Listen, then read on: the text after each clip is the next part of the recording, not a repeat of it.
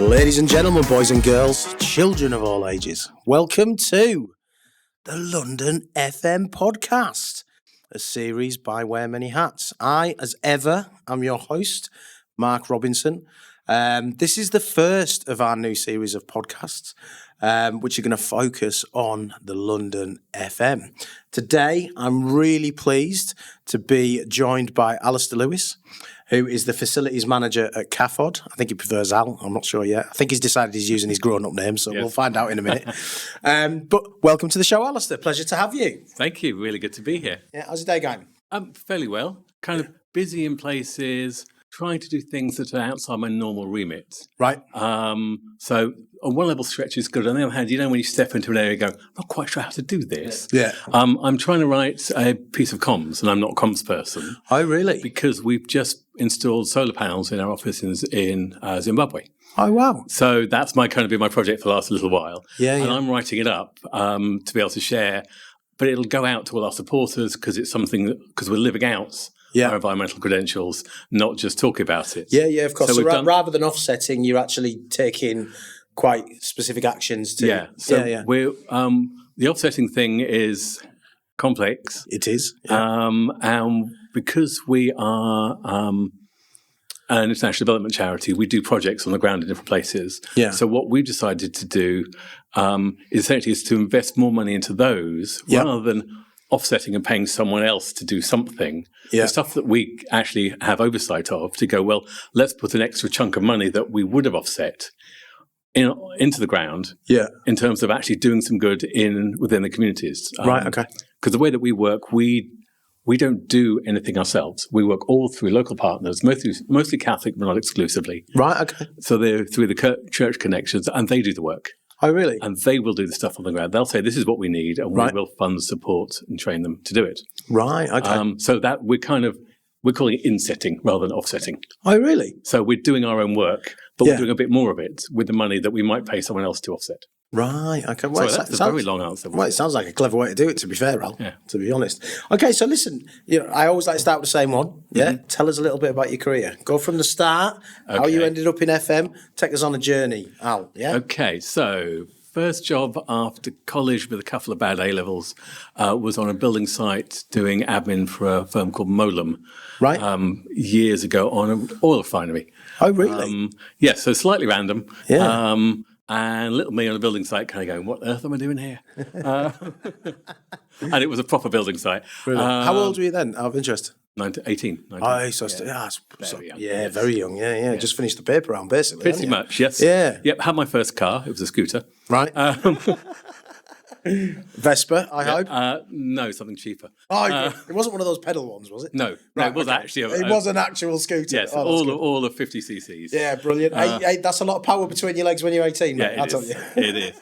I was slightly dangerous on it, I've got to admit. Not a lot of sense. Well, you look like you're nice and healthy here today anyway. I've survived. Yeah. I've survived lots of things. Brilliant. Most of which are not recorded because, unlike our friend here, we grew up in an era where there was no Facebook, there was no photographs, no one knows what you did. Thank God, to be quite frank. Brilliant. Thank God. Yeah. So did that for a bit, worked for an insurance company for a little while, then went travelling. Right. Backpacking years were on and off for 6 years in my 20s. Really? Yep. 6 years? 4.5 years, 3 trips, travelling around the world. I'll tell you more in the pub. Yes. Lots of stories, none of which are documented or exist anywhere in the world. Exactly. So I got to...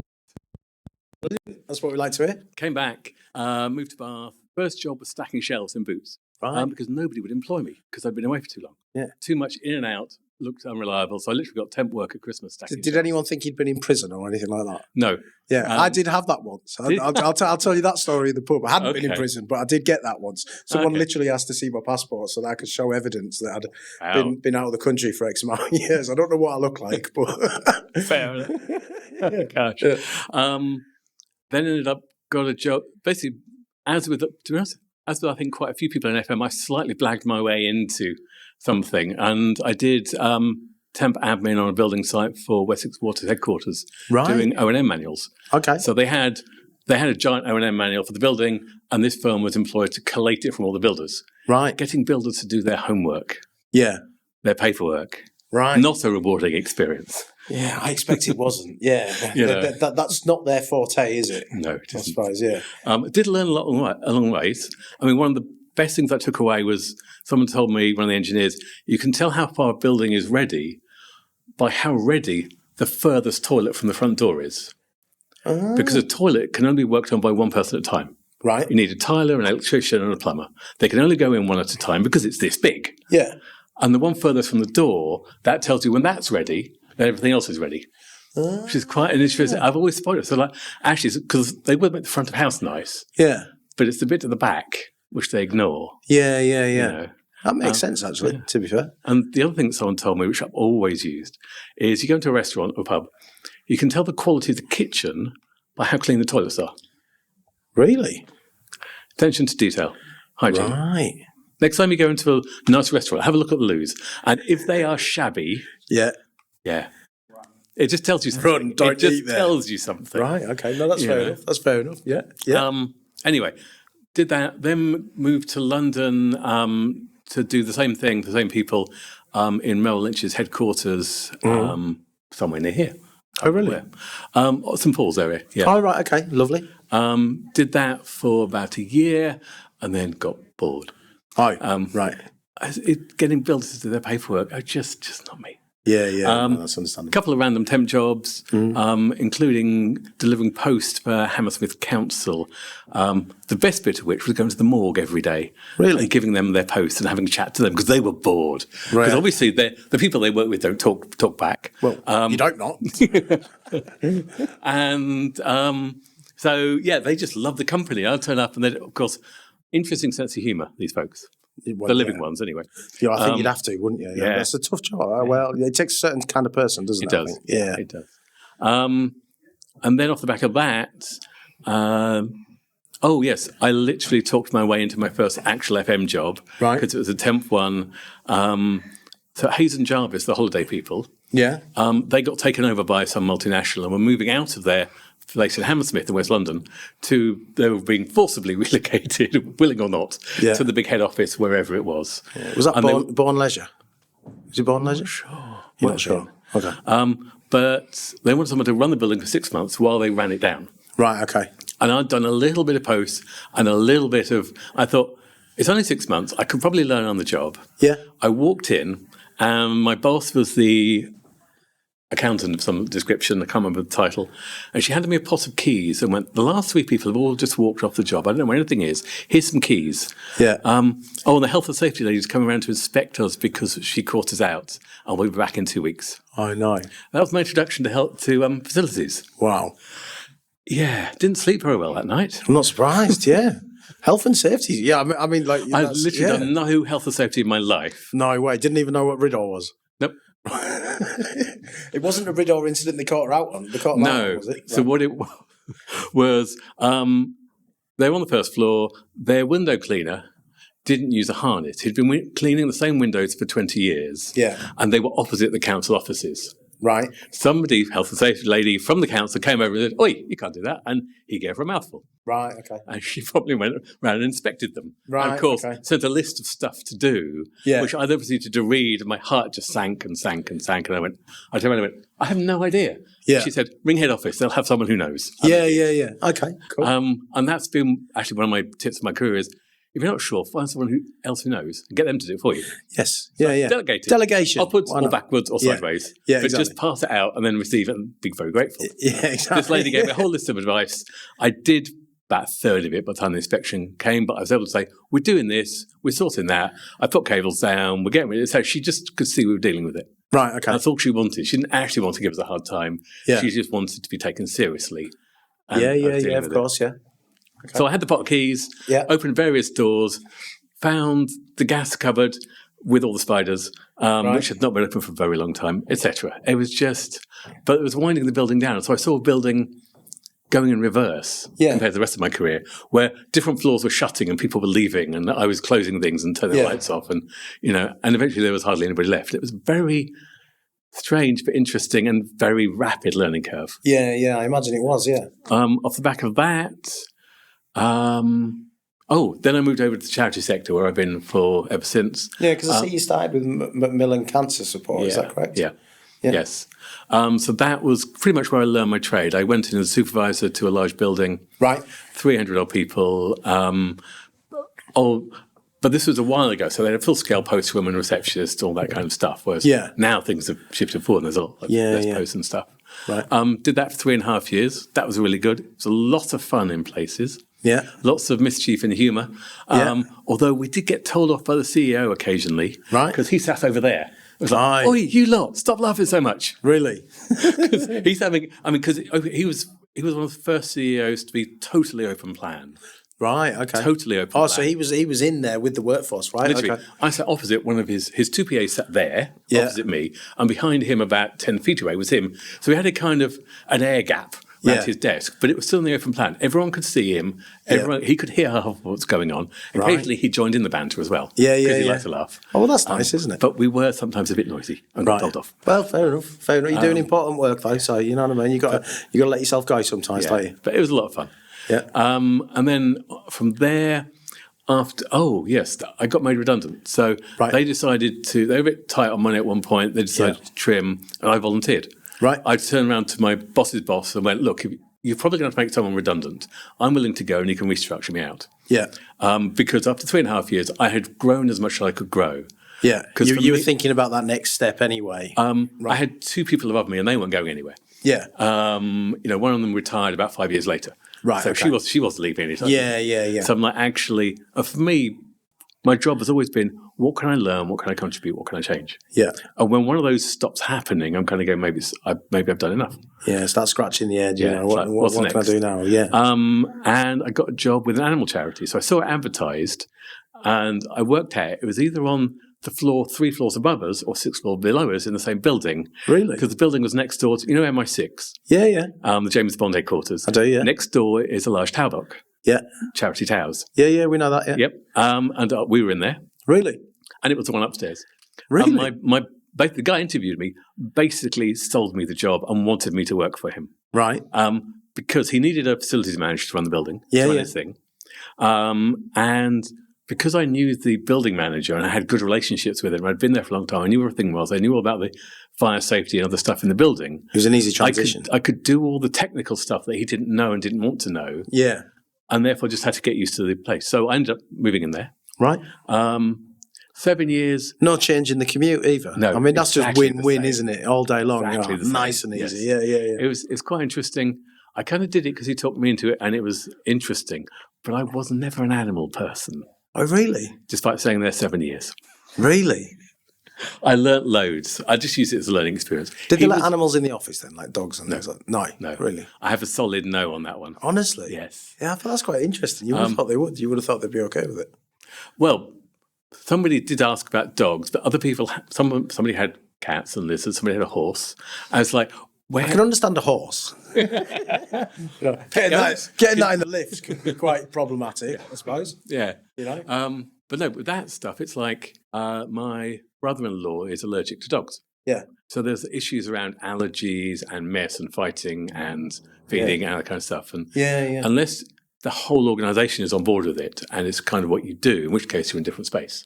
Yeah. But if you're not, somebody will go, oh, I was expecting that, and it might make them feel uncomfortable or awkward. Yeah. And the working environment is about getting the best out of people while they're there. Yeah. And therefore you don't want to discomfort them with something too unusual or surprising. Yeah. That kind of stuff. I mean, what's quite interesting now is that it is actually more commonplace in office environment. We see there's a few people that bring their dogs in here, isn't there? Okay. So there's a lovely golden retriever actually that I can't help but stroke, and then when I stroke it, it follows me around. When his owner's on a Teams call or something, I'm like, oh God, no, sorry. Yeah. It's one of those with a lot of stuff. If you manage it well, you can make it work. Yes. But you've got to be dead keen on it and sell it well enough that everyone else gets that enthusiasm and can go, whatever the change is, people will go with you. But then you've got to tell your customers, your clients, your staff, and make sure they can go with it. So, Yeah, no, I had repeated requests for dogs and occasionally cats. Really? For the cat-loving parts. Right.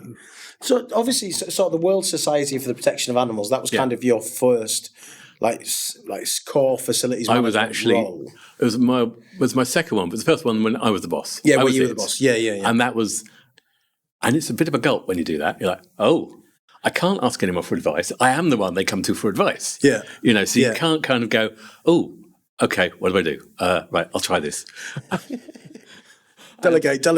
Work it out as you go along in places. Yeah. My boss, having talked me into taking the job, was very happy when I said, I want lots of training. Yeah. Here are some IWFM courses. I want to go on this 3-dayer, that 1-dayer, and I want to spread, and etc. Because he was investing in me. He could see I was getting into it. And also, therefore, I was staying because I was getting lots of training. Yeah, and they were happy to invest in you. Yes. But that's good, though, isn't it? And it's really good. And also, I was able to see, because I came in as an office manager initially and rapidly changed it. I changed my job spec 3 times in 7 years. Oh, really? Which is something I do. Yeah. Actually, because once I've mastered something, I'm reasonably good at it, I'm like, I'm getting slightly bored and not overstretched. And I'm going to go, can I offer something else? What else can I add? What else can I do? But also in the process, what else can I leave behind that I don't want to do? Yes. It's like, that you can pass on to somebody else. So, first job, I'm no good at events management. I'm not a detailed person. I don't have that meticulous, whatever it is that you have to do with events. And it was in my job spec. Yeah. And I was meant to put on the big event of the year for the entire organisation 2 weeks after I arrived. So, of course, they were already doing it. So I just let them do it and said, oh, I'll just stand here. Do you need a hand with anything? He said vaguely, having no idea who anybody was. Yeah. And so I managed to not ever have to do that. Right. Because it's not me. Okay, fair enough. And it's not that I'd rather do something where I can contribute and be good at it. Yeah. And make a real difference. Yeah. Than being mediocre at stuff I dislike. Yeah. Because I just, nobody wins then. No, true. So, what would you say your greatest achievement was there at that role? The first office move. Really? It's just like the first time you do one, you come in when everyone's arrived and you go, I did this. Really? And it's real sense of pride. Yeah. Assuming it works. Well, I'm assuming it did. Yes, it really did. It really did. So where did you move to? Did you move to a larger facility? Well, bizarrely. So we had to move out. We went round, we nearly went to County Hall at one point. We looked at lots of places and ended up on the first floor of the same building. Really? After all that? Yes. I went to a lot of places, looked at lots of stuff, had to pay the property agent quite a lot of money for not actually going very far in the end. Right. But that one came up. Yeah. The management went, that works. It's a lot less inconvenience. It's cheaper. But also in terms of staff, because when you move people, you move them 200 yards, you might lose 1 or 2 members of staff. Yeah. Just because it's that much more on the commute. Yes. And we were in the same building. So I literally refurbed the first floor of the building. Really? Which is so were there facets about the first floor which were more appropriate to needs as opposed to just cost, or was it just cost driven? It was. We needed more space. Yeah, we were full. We were really full. You needed the ability. It was a bigger space. Yeah. It was convenient. So it was so.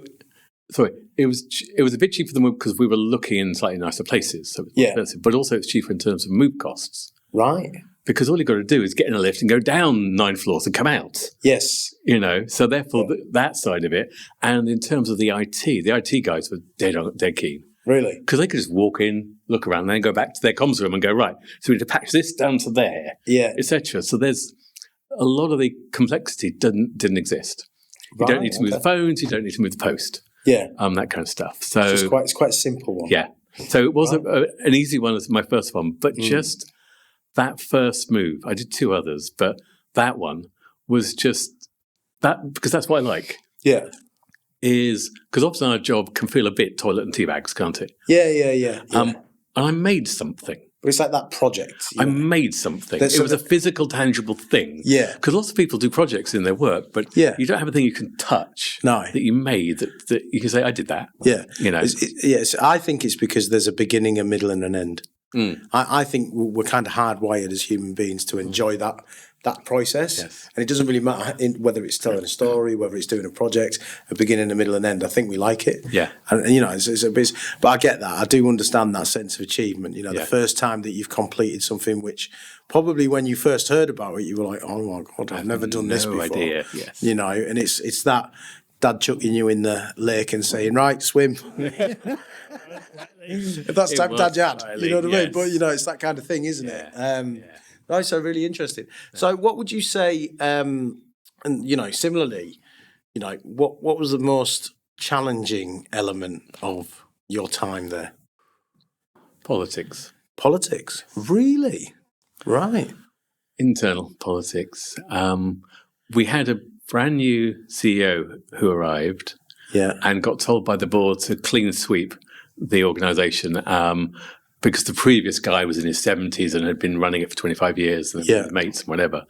And basically, new CEO came in. There was the deputy CEO who was trying to keep his power and his position, and his mate, the finance director, my boss, and they were not getting on. But then our landlord decided not to renew our lease, and we had 3 months' notice to move. Wow. I had to find a building, get it agreed, fit it out, and move us in 3 months, and I did it. Really? Yes. So that's a different move from the move. That was move 2. That was the second move. Move 2? Second move. How soon after move 1? Year and a half. Oh, so not long at all. Well, maybe 2 years. Maybe 2 years. Even 2 years isn't a long time, is it? But we took the lease, and we thought that because all the other leases in the building tended to roll on, but they got a better offer from one of the other occupants, and we got bumped up by another charity. No way. Who already had 1 floor and wanted 2 floors, and therefore were worth more money, etc. So basically, it was like charity wars. It was. It's like you guys are going at it for good office space in central London. So we got bumped, and but then what happened is the deputy CEO wanted me to report to him on this. Yeah. But the CEO who just arrived, well, he was in charge. Yes. And I was in the middle with a massive project, ridiculous time pressure, and 2 egos squeezing from both sides. No. Not recommended. Yeah. Not recommended. I imagine that was very, very difficult. Oh, my goodness. But you got it done. Yes, I got it done. So fair play to you. I got it done. And we arrived and we settled. And once the new thing was in, after a week, I went on holiday. Because I knew with these things, once you design something, you then got to leave it and let them have it, because they will not use it the way you want. Oh, of course not. No. But they're going to live with it. Yeah. So I literally, on my out of office, I put, gone skiing. I was gone for 2 weeks. Yeah, yeah. I came back and went, okay, what have they done? Right, here we go. And then they were living it, because you make it for them, you don't make it for you. Yeah. And your staff have then got to live with it and make it work in the way that works for them. Yeah. So we had unisex toilets. Yeah. When I came back, we didn't. We had boys and girls toilets.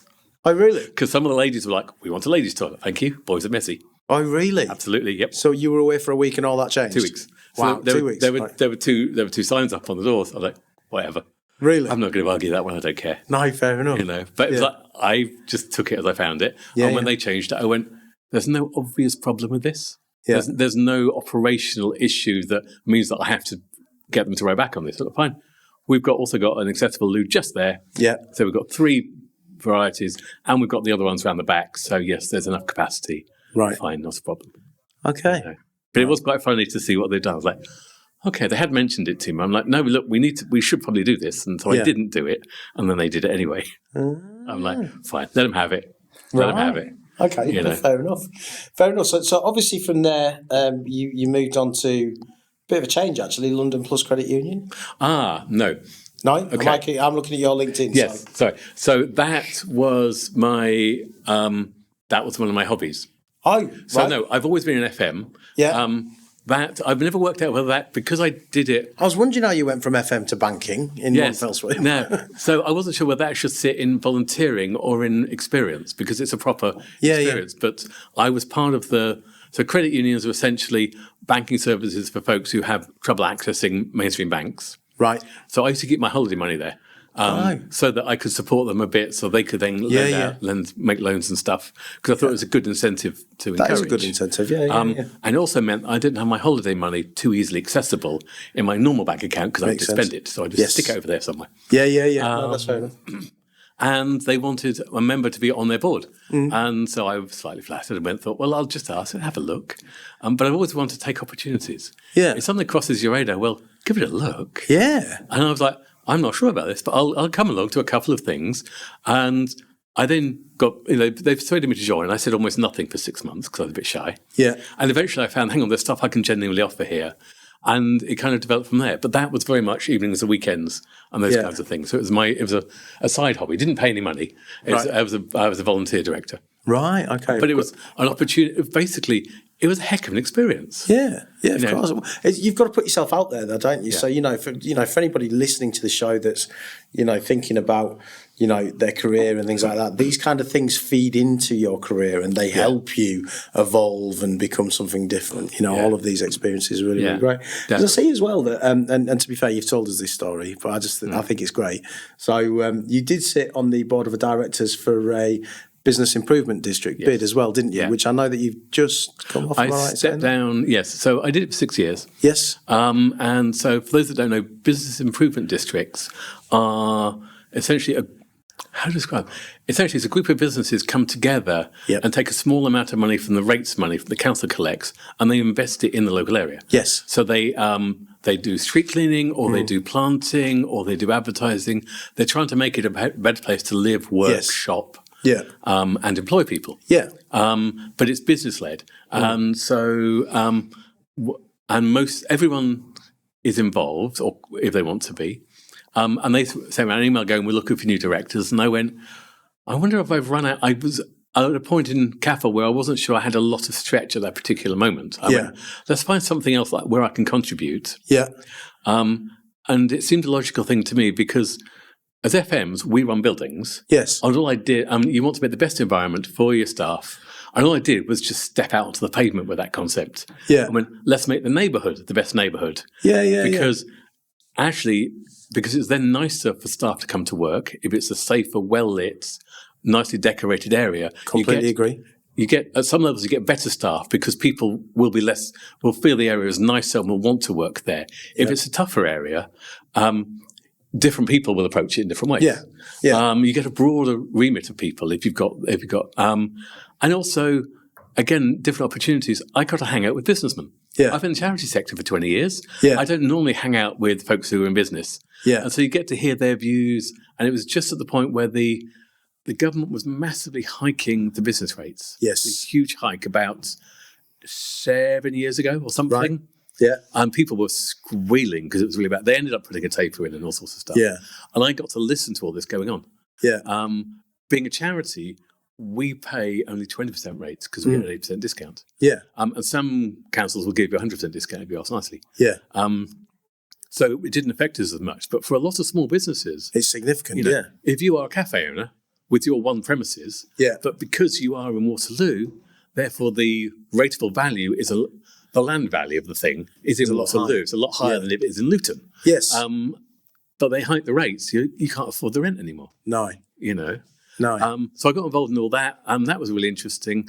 And then when COVID came along, we kept our building open because we received income in post. So we couldn't shut. We shut for a week. Yeah. And then we opened it up with literally a handful of people. And I had to then set the building up where everyone was at least 2 meters apart, which for a building that used to hold 300 people, keeping 6 people 2 meters apart was doable. Yeah. It's like you sit on that side of the building and you sit on that side of the building. Yeah, of course. Go out different doors. Yeah.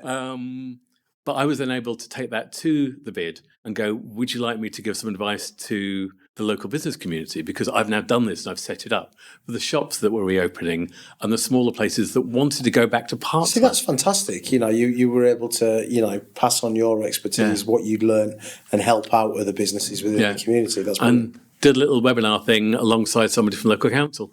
I just went, look, here's what I've done. Here's how it works. Here's the things to consider. Here's the things not to sweat. Yeah. Don't get too tangled about this because lots of this stuff isn't very complex.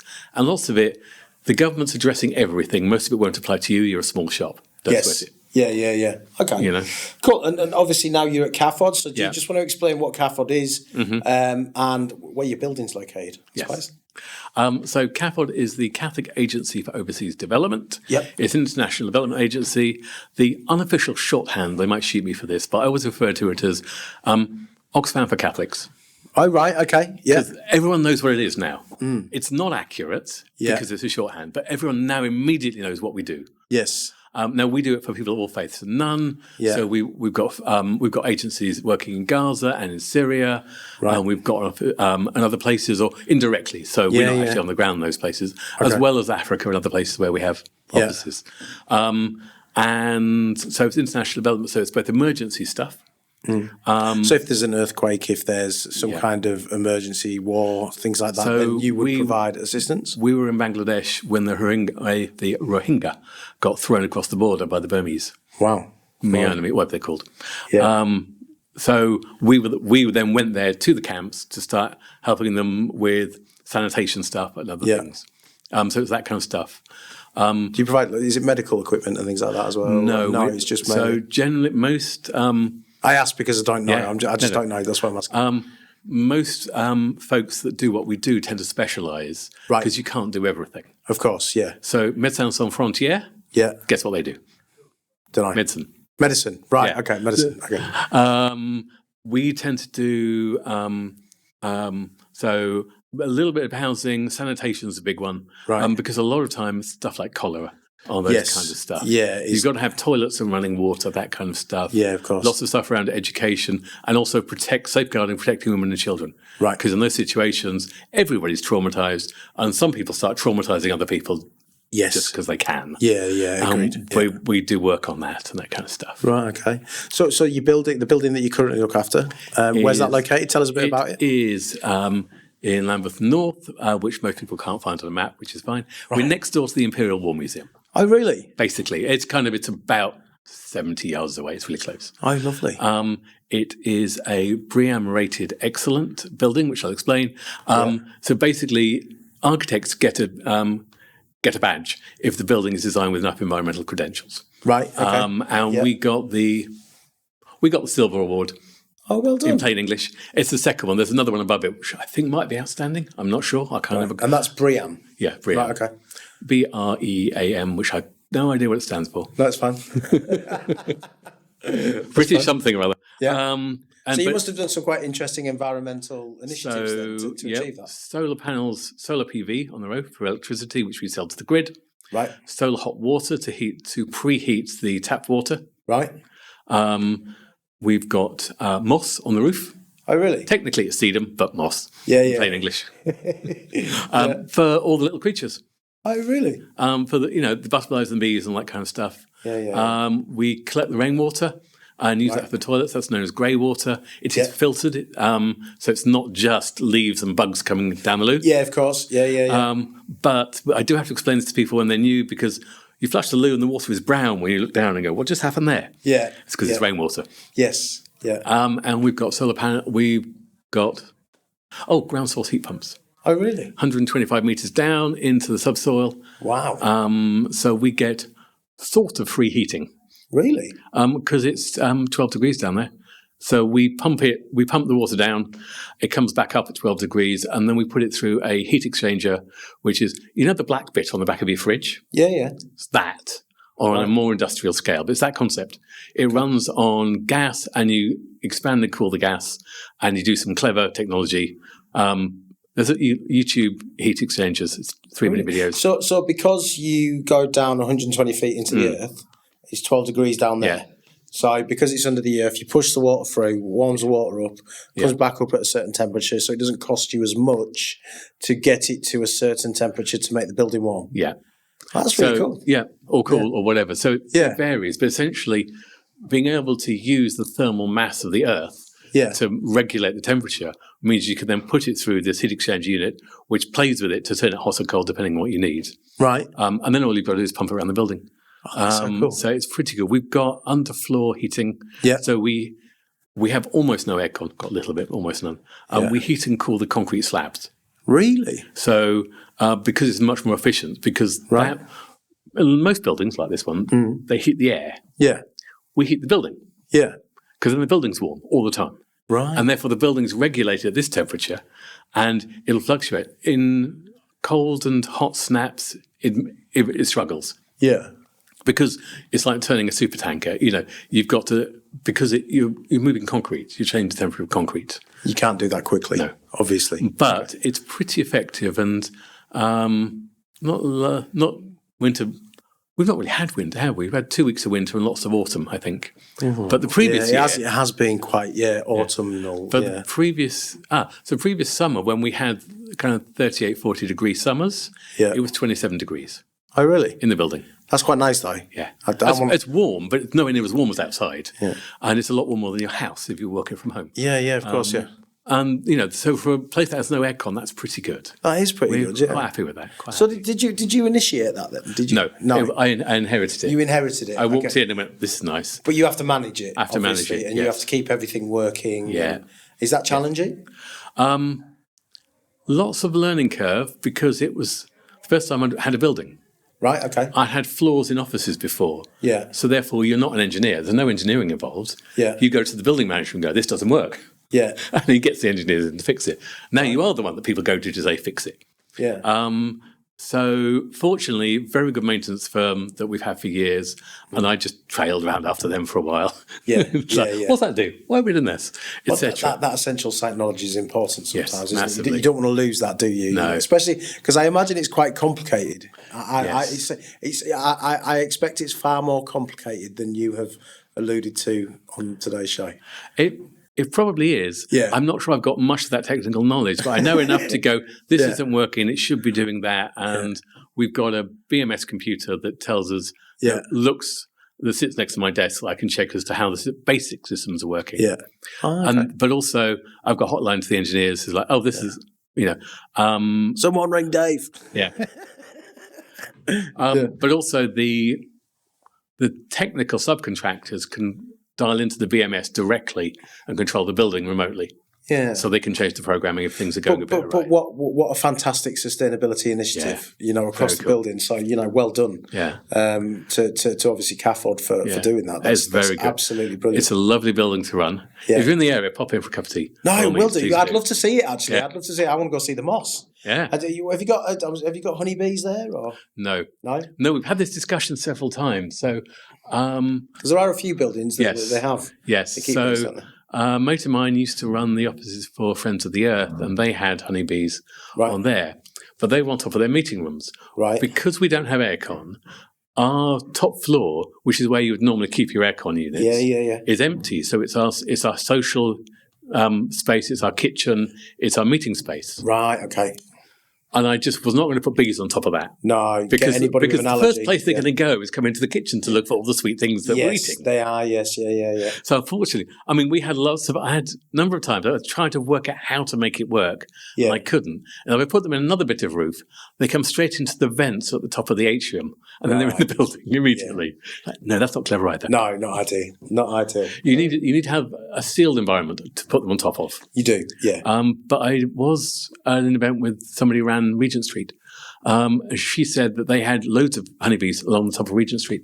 Yeah, they've literally got a bee highway where they put plants all the way along the top of Regent Street so the bees can make their way to and from the parks that are nearby. Yeah, isn't there something like that around Covent Garden area as well? Oh, sure. I think there is. I'm sure. I can't remember off the top. I'm sure someone mentioned it to me over the last couple of months, but it'll come to me in the pub later on. I would have thought. One thing with the CAFOD job, which I haven't told you, but to encourage people to get involved in LinkedIn is I got my job through there. Literally through my network. Right. So I was looking at the environmental footprint of my previous charity, the animal charity, and so I asked my peer group on a couple of boards I was on, do you do this? Do you look at your carbon footprint? What do you do? Both people answered, including one guy from CAFOD. Right. Sometime later, I saw his job was advertised. So I contacted him via LinkedIn and went, I see your job's advertising. What's happening? Are you being promoted? Are you moving on? Yeah. And he said, I'm moving on. I've got a new job. And you should apply. They'd like your environmental credentials. Really? So I walked into the interview and went, the previous guy said I should apply for the job.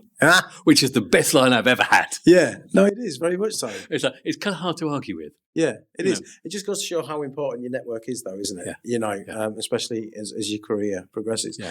So, what's the square footage of the building you're in right now? 33,000. Oh, that's quite sizable then. Pretty good, yeah. And what about your plans for the future, Al? Where do you see yourself staying at CAFOD for the long term? I know you had this bit on the spot, but is there anything you want? Anything else you want to achieve in your career? I suppose is probably the better way to explain it.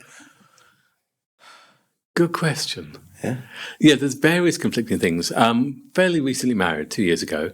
Congratulations. Thank you. So we've just moved out to Guildford, so therefore slightly not enjoying the London commute as much as when I lived in Shepherd's Bush. Yes. So it's a bit more of a thing.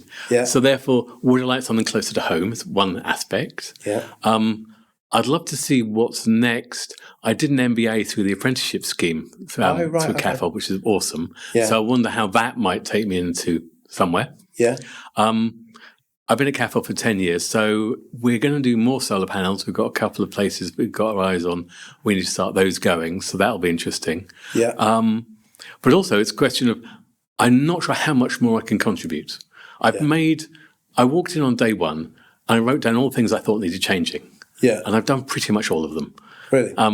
What's left? Is there anything? I can't remember. Can't remember. You've lost the list. After about 3 years, I went, I've done most of those. Because when you're new, it's really helpful to walk around and go, this needs changing, I should do that. Because within 2 weeks, you've forgotten it all. You adapt to it. Yeah. So given all the knowledge you have now regarding CAFOD, you've got 10 years worth of experience there. If you were to go back in time, and have all that knowledge about CAFOD, it's the first day you walk into the building after you got the job. Would you do anything different?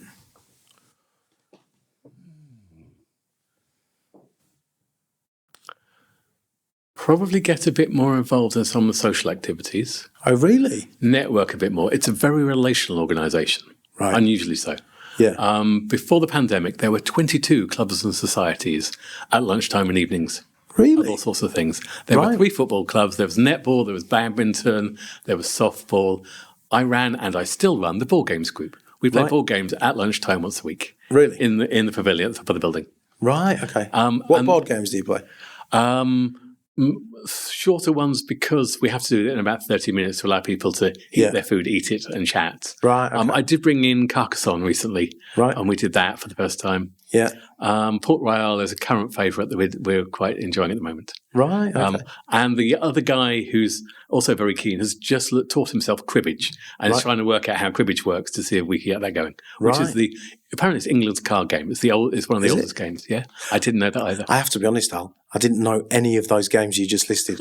I was expecting you to say drafts, chess, or something like that. I didn't know any of them. Connect Four, maybe, something like that. Okay. Or if you just gone cards, I'd have been, I know that. Yeah. I'm not a game player, as you can tell. I don't play anything. I don't even play on an Xbox or anything. I'm like the weirdest person of my generation ever. I never got into any of it. That's fair.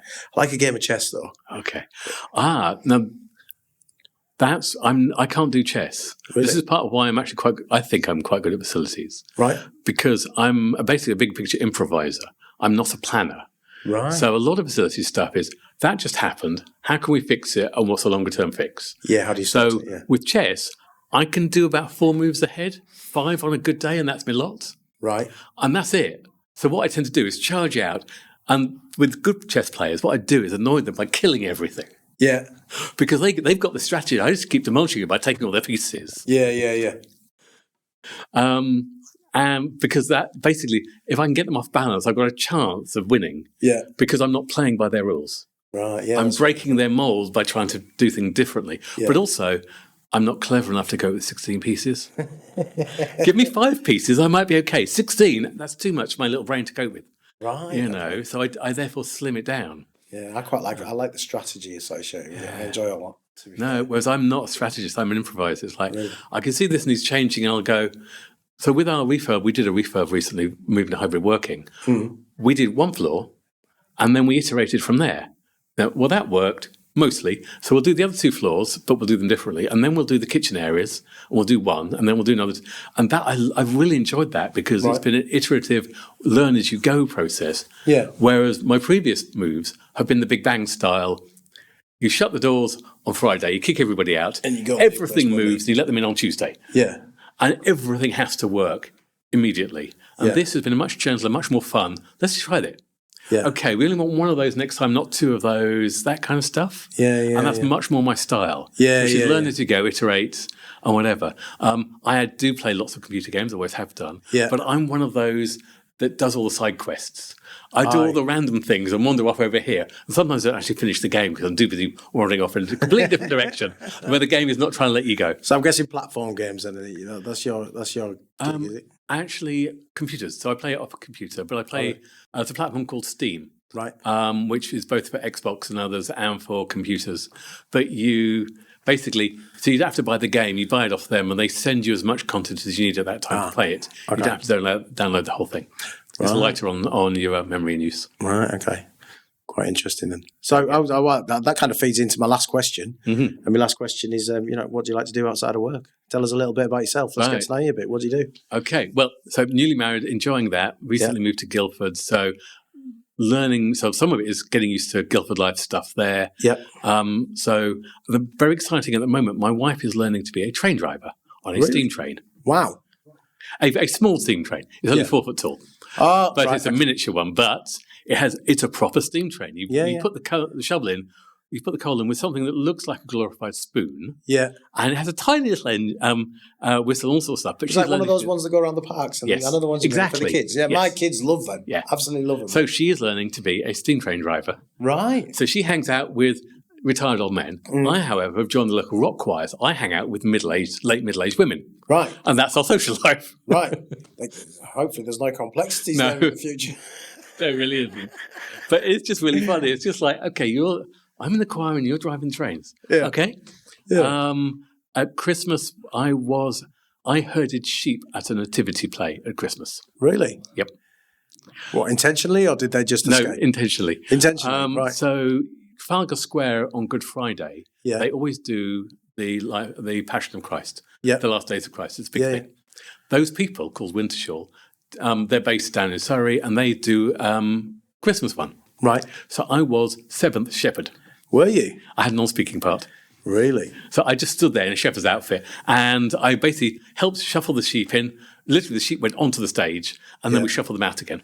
Oh, really? Wow. To be fair, when I said I did that, I was followed by the lady with the sheepdog. So I think they were more scared of the sheepdog than me. Yeah. But I'm going to take the credit anyway. To be fair, I've been the star of a few nativities myself. I never got Joseph though, which is still great to me. I've been each one of the 3 kings. Okay. I've never had to be a sheep though. You know what I mean? No. So that's all right. Shepherd. Well, nobody asked me to be Mary either. You know what I mean? So that's really good. Okay. Well, listen, that brings us to the end of our very first London FM podcast. Thank you so much for joining us. It's been such an interesting chat. That's been good. How did you find it? Yeah, good. Really enjoyed it. Yeah. A lot more fun than I was expecting. Yeah. You're a very good host. Oh, thank you very much. I do appreciate it. I'll make sure that Ethan edits that out at the end. He doesn't like to give me any kudos. You know what I mean? But listen, absolutely brilliant having you, Al. And look, Wear Many Hats listeners, that's the first London FM podcast and such an interesting one as well. Al's had such an interesting career in that charity space, which obviously we don't hear a great deal about in the FM world, but it is there and they have interesting things that they have to do. Great sustainability initiatives that Al's working with. So if you want to reach out to Al at any point on LinkedIn, I'm sure he's more than happy for you to do so. And I'm going to go around and see that building at some point. Anyway, thank you very much. It's been great having you. See you again soon. Bye-bye.